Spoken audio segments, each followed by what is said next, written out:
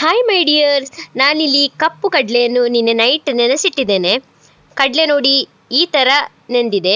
ಇದನ್ನು ಕುಕ್ಕರಿಗೆ ಹಾಕಿ ಕಡಲೆ ನೆನೆಯುವಷ್ಟು ನೀರು ಹಾಕಿ 1 ಚಮಚ ಉಪ್ಪನ್ನು ಹಾಕಿ 2 ವಿಸಿಲ್ ಬರುವ ತನಕ ಇದನ್ನು ಬೇಯಿಸಿಕೊಳ್ಬೇಕು. ಈಗ ಒಂದು ಪಾತ್ರೆಗೆ 4 ಚಮಚ ತೆಂಗಿನ ಎಣ್ಣೆಯನ್ನು ಹಾಕಿದ್ದೇನೆ. ಇದಕ್ಕೆ ಅರ್ಧ ಚಮಚ ಸಾಸಿವೆ, 2 ಒಣಮೆಣಸು, 2 ಹಸಿಮೆಣಸು, 1 ಚಮಚ ಉದ್ದಿನಬೇಳೆ ಇಷ್ಟನ್ನು ಹಾಕಿ ಒಮ್ಮೆ ಮಿಕ್ಸ್ ಮಾಡಿ, ನಂತರ ಜಜ್ಜಿ ಇಟ್ಟ ಬೆಳ್ಳುಳ್ಳಿಯನ್ನು ಸಹ ಹಾಕಿದ್ದೇನೆ. ಬೆಳ್ಳುಳ್ಳಿ ಸ್ವಲ್ಪ ಫ್ರೈ ಆದ ನಂತರ ಇದಕ್ಕೆ ಕರಿಬೇವಿನ ಎಲೆ ಹಾಕಿದ್ದೇನೆ. ನಂತರ ಒಂದು ನೀರುಳ್ಳಿಯನ್ನು ಹಾಕಿದ್ದೇನೆ. ನೀರುಳ್ಳಿ ಸಾಫ್ಟ್ ಆಗೋವರೆಗೂ ಇದನ್ನೊಮ್ಮೆ ಫ್ರೈ ಮಾಡಿ, ನಂತರ ಬೇಯಿಸಿಟ್ಟ ಕಡಲೆಯನ್ನು ಹಾಕಿದ್ದೇನೆ.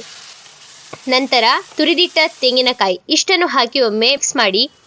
ನಾನು ಇಲ್ಲಿ ಉಪ್ಪನ್ನು ಹಾಕಲಿಲ್ಲ, ಯಾಕಂದರೆ ಕಡಲೆ ಬೇಯಿಸುವಾಗ ನಾನು ಇಲ್ಲಿ ಉಪ್ಪನ್ನು ಹಾಕಿದ್ದೆ. ಈಗ ಕಡಲೆ ಉಸ್ಲಿ ರೆಡಿಯಾಗಿದೆ. ನೀವು ಒಮ್ಮೆ ಟ್ರೈ ಮಾಡಿ. ನನ್ನ ಚಾನಲ್ನ ಸಬ್ಸ್ಕ್ರೈಬ್ ಮಾಡಿ. Thank you.